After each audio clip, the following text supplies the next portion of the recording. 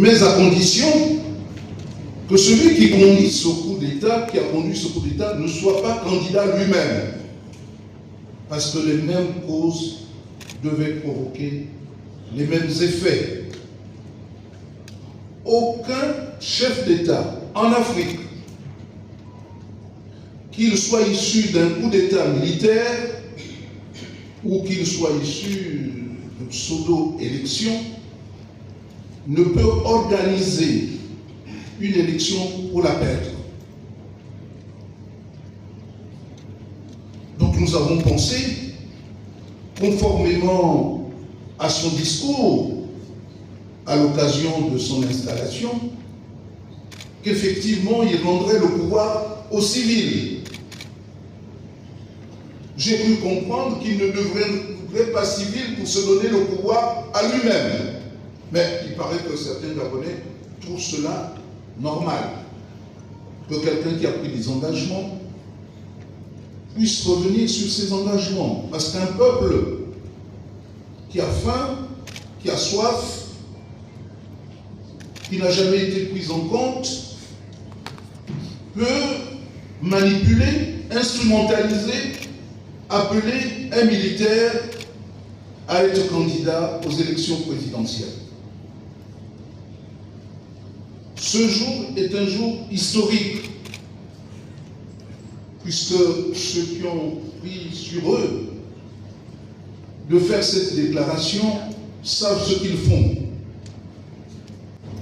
Vous en rendrez compte très prochainement. Si tel devait être le cas, alors n'ayez peur de rien.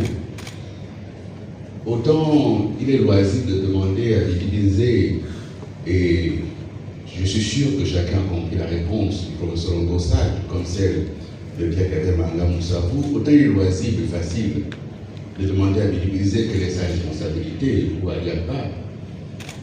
Autant il serait tout aussi facile de demander aux militaires quelle était leur responsabilité dans le maintien au pouvoir d'un régime depuis 58 ans. Et c'est la raison pour laquelle j'aimerais, comme le professeur Ngossal l'a rappelé, indiquer que les 5 points de fond qui nous amènent à nous asseoir ici devant vous, ce sont des points clés sans lesquels on ne peut pas envisager une sortie paisible, pacifique, démocratique de la transition. Il n'est pas possible d'imaginer que nous sommes entrés dans une transition par la force et qu'on en sorte par la force. Il n'est pas possible d'imaginer une stratégie de confiscation du pouvoir par celui qui détient les armes qui ne lui appartiennent pas. Ce sont les armes de l'État. Ce ne sont pas les armes de papa, maman, enfant, etc. Une fois qu'on a dit qu'on est arrivé au pouvoir sans effusion de sang, peut-on... Ceci étant, question-réponse. On comptait le nombre de morts qu'il y a eu depuis sous les militaires dans des bavures parce qu'ils sont incapables de gérer l'État. C'est la réalité. Faire un coup d'État, c'est une chose. Gérer un État, c'est autre chose. Et si on va parler des éléments factuels, il y aura le moment pour en parler. Mais pour l'heure, 5 points ont été indiqués. Et sur ces 5 points qui ont été indiqués, ce sont des points clés, des points fondamentaux. Les militaires n'ont rien à faire à gérer l'État. Notre loi le dit. Et les normes internationales le disent également. Donc, que reprochez-vous au discours d'Ali Abba Onanda? Qu'est-ce que vous lui reprochez? Par rapport au fond, qu'est-ce qui ne cadre pas avec la situation actuelle? Bien. C'est ce qui fait en sorte que, en ce qui me concerne précisément, je n'invite plus n'importe qui à mes conférences. Aller au fond des choses, ni à des gens qui sont des représentations de certaines tribus. Et je vais le trouver dans la réponse que je vais donner aux questions. Alors, la première chose, la première chose à laquelle je m'intéresse, c'est M. Pierre qui a dit des choses qui ne me semblent pas justes. Quand il dit certains Gabonais c'est qui? Est-ce que certains, quand nous parlons français, ça veut dire la majorité des Gabonais? Professeur, Ce qui fait une démocratie, c'est la loi majoritaire. Combien de Gabonais disent à Olivier de se présenter? Combien? Ils sont doux. Et nous savons la manipulation qui est faite dans les réseaux sociaux. Précisément, nous savons que c'est les machines qui envoient dans tous les groupes sociaux. Le référendum a été un indicateur grandeur nature. 70% d'abstention révèle que personne ne veut d'Oliki et les militaires du CTR. Après avoir vu ça, cette personne vient raconter ce qu'elle raconte là, alors je dirais que c'est un imbécile. Parce que pour le contexte, sachez que je n'ai jamais fait allusion aux êtres humains dans ma citation. Pour preuve, juste avant de faire cette allusion, pour laquelle je parlais des institutions et du système, j'avais pris le soin ce jour-là, dans ma prise de parole, de préciser que le président Ali Bongo Ondimba, puisque c'est de lui qu'il s'agissait, avait dans sa politique réuni, intéressé les jeunes, les femmes et les anciens. Je l'avais dit dans les paroles qui précédaient le mot « on ne fait pas du neuf à du vieux ». Comment dans un même discours aurais-je pu dire que le président Ali Bongo associait tout le monde, y compris les aînés, et dire par la suite qu'on ne faisait pas du neuf à du vieux? Vous voyez, quand je faisais allusion à cette citation, je disais exactement ceci. Lorsqu'un nouveau système arrive, il met en place ces nouvelles règles pour lui permettre de pouvoir mettre en place sa politique, parce qu'on ne peut pas faire du neuf avec du vieux. Voilà ce que j'ai dit ce jour-là. À partir du moment où j'ai dit ça aujourd'hui, celui qui continuera à penser que j'avais fait allusion aux êtres humains, mais je lui laisse la responsabilité de continuer à le penser. Quant à moi, ce n'était pas le cas. Je suis honnête, je n'ai pas applaudi. Écoutez bien. Mais j'ai dit chiche. Coup d'État étant là, le Gabon nous appartenant, allons-y.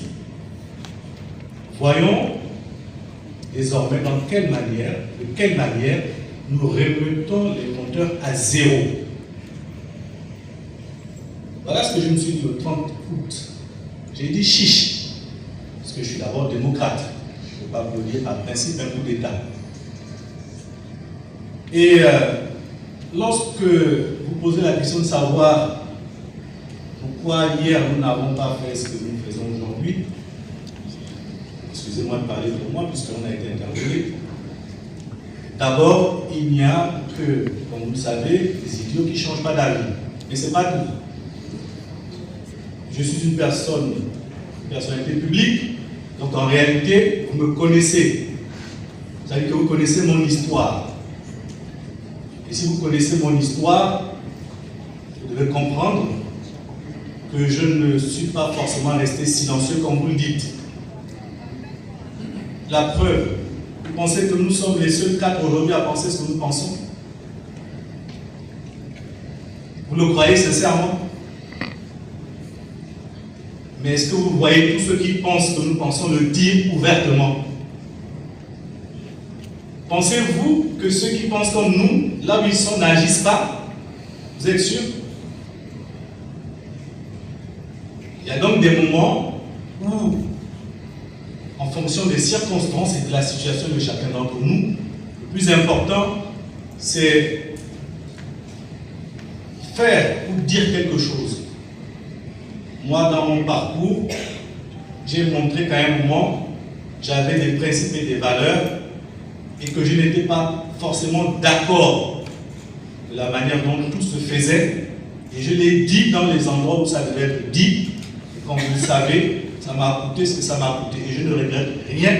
Si c'était à refaire, je referais. C'est d'ailleurs pour ça que je suis là aujourd'hui, pour faire maintenant publiquement ce que je n'ai pas pu faire hier. Donc ne doutez pas sur ma compréhension de la situation et sur ma capacité à transcender mes propres intérêts pour l'intérêt général. Mais comme c'était Kelly Ondo qui a osé le faire, il fallait le sanctionner à jamais. Le coup d'État d'Oligui était un coup d'État surfait, arrangé. Avec sans péril, on triomphe sans gloire. Qu'est-ce qu'il y a eu comme coup d'État là? Ali Bongo, dans sa situation, ne pouvait même pas réagir. Je dirais même que c'est lâche de faire un coup d'État contre quelqu'un qui ne peut même pas réagir.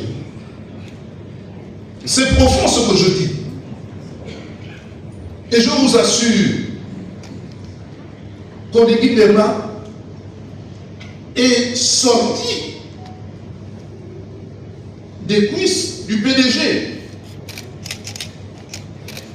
Et la preuve, ce que nous voyons, c'est que c'est toujours le PDG qui est là. Il ne peut pas en sortir. Il n'a pas d'autre cadre qu'il inventerait, parce qu'il est militaire. Les militaires n'ont pas pour métier de gouverner, mais de protéger les intérêts de la nation. Donc, Kelly Ondo, qui a peut-être fait rejaillir un mécontentement, mais qui était véritable, ce que nous demandons après vous, c'est qu'effectivement, on ne doit pas l'oublier et qu'il doit sortir de prison si véritablement le coup d'État de Kelly Ondo est similaire au coup d'État d'Oligui Nguema. Il ne devrait pas y avoir deux poids, deux mesures. La première chose qu'Oligui Nguema aurait pu faire, c'est faire sortir son frère là, d'autant plus qu'il était à la garde présidentielle comme lui. Et ce qui vous fait dire que la nature du coup d'État de Kelly Ondo est différente de celle d'Oligui Nguema. Et par conséquent, c'était une reprise en main du pouvoir qui était par terre, qui devait échoir aux partisans de Ondo Ossa, qu'il fallait préserver, alors que Kelly Ondo venait bouleverser toute la donne et faire en sorte que les tenants du pouvoir puissent le perdre véritablement.